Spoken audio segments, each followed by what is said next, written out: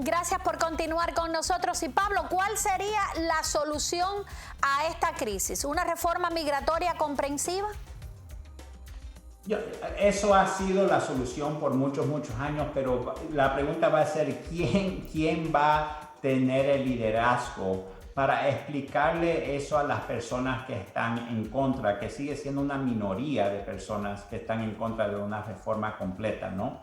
La manera que está construido nuestro Senado, o sea, no permite que haya una solución final, y uno puede decir, bueno, es la culpa de este partido, es la culpa del otro partido, pero siempre hay ese grupo de personas que no está dispuesta de llegar a una solución. Pero nuestro sistema completo tiene que cambiar. O sea, la inmigración es la economía, la inmigración es la unidad familiar, ¿no? Entonces tiene que haber algo que uno mire a la economía de hoy en día y decir qué tenemos que hacer en el aspecto inmigratorio para que haya suficientes trabajadores que se necesitan en este país para industrias enormes, sea la agricultura, sea la construcción, sea la tecnología, sea la medicina, para que hayan suficientes trabajadores en todas estas áreas, ¿no?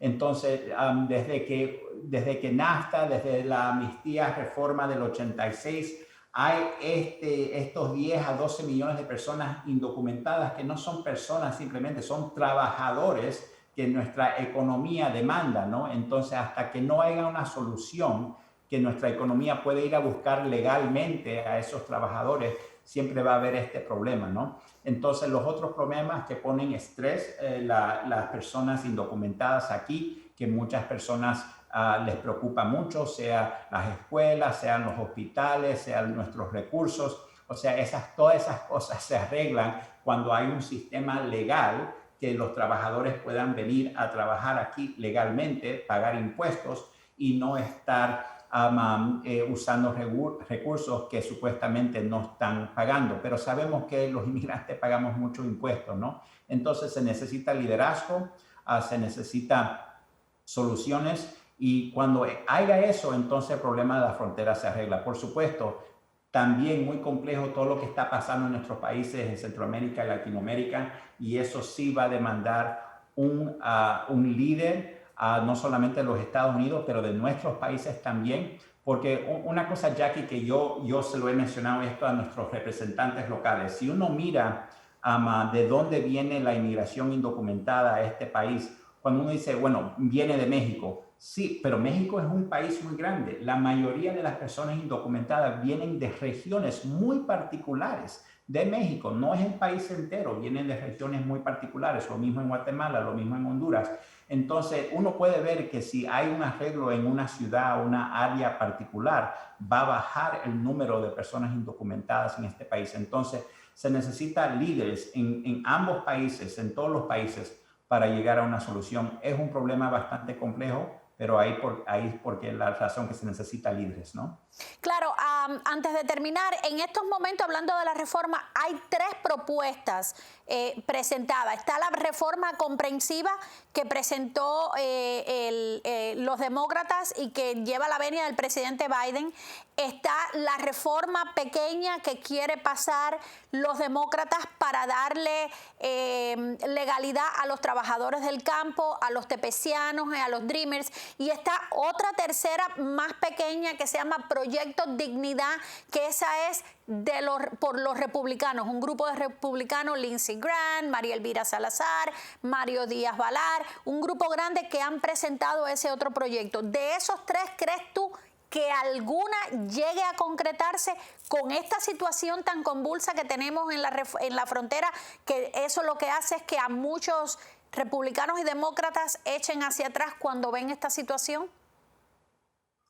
Sí, o sea, una vez más, o sea, uno tiene que vivir en la realidad y qué es lo que de verdad está pasando en la frontera, y no usar lo que está pasando en la frontera como una razón de no llegar a una solución.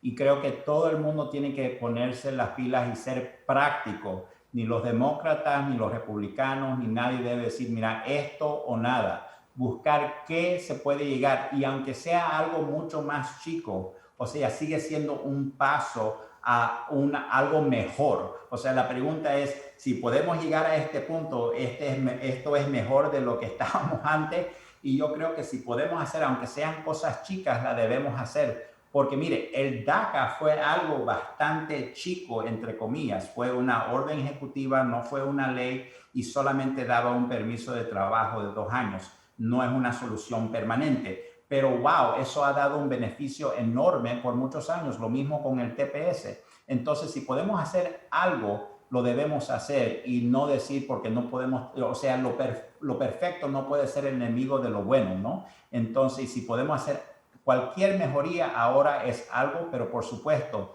no va a haber una solución hasta que hablemos del problema completo y vamos a ver si la gente tiene, nuestros representantes tienen ese tipo de liderazgo, ¿no? Y yo creo que más que nada ellos saben lo que deben hacer, pero siempre están asustados de las personas que son en contra, ¿no? Que siempre van a estar en contra y nunca, aunque sea lo más mínimo, siempre van a estar en contra, ¿no?